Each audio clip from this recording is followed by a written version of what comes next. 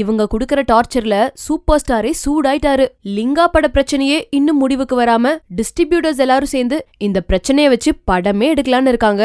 இன்னொரு பக்கம் கஸ்தூரி ராஜா super star பேரை மிஸ்யூஸ் பண்ணிட்டாருங்கிற பிரச்சனை.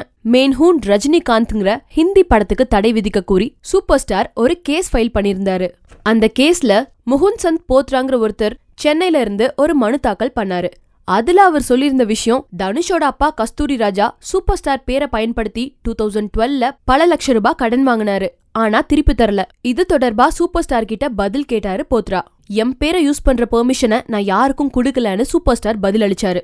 இப்ப திரும்பவும் போத்ரா கஸ்தூரி ராஜா மேல சூப்பர் ஸ்டாரை நடவடிக்கை எடுக்க சொல்லி வழக்கு தொடுத்திருக்காரு. இதுக்கு பதில் சொல்லியிருக்க சூப்பர் ஸ்டார், இது எல்லாமே என்கிட்ட இருந்து பணம் பறிக்கவும் என்னோட நட்பெயரை களங்கப்படுத்தவும் நடக்கிற முயற்சி. போத்ராவோட எனக்கு எந்த வகையிலும் தொடர்பு கிடையாது. நான் யாரையும் அனுப்பி அவர்கிட்ட கடன் கேட்க சொல்லல. இதுல கஸ்தூரி ராஜா மேல நான் நடவடிக்கை எடுக்கணும்னு அவர் மனு தாக்கல் பண்ணிருக்காரு. இந்த மாதிரி ஒரு விஷயத்த பண்ணுங்கன்னு யாருக்கும் மனு தாக்கல் பண்ண முடியாது. இந்த வழக்கையெல்லாம் முளையிலேயே கிள்ளி எறியணும். இந்த மாதிரி வழக்க தள்ளுபடி பண்றது மட்டும் இல்லாம அவங்க மேல அபராதமும் விதிக்கணும். இந்த மாதிரி வழக்குகள் என்னோட நட்பெயரை கெடுக்குது, என்ன மன உளைச்சலுக்கு ஆளாக்குது. அதனால இந்த மனுவை தள்ளுபடி பண்ண சொல்லி கேட்டிருக்காரு சூப்பர் ஸ்டார்.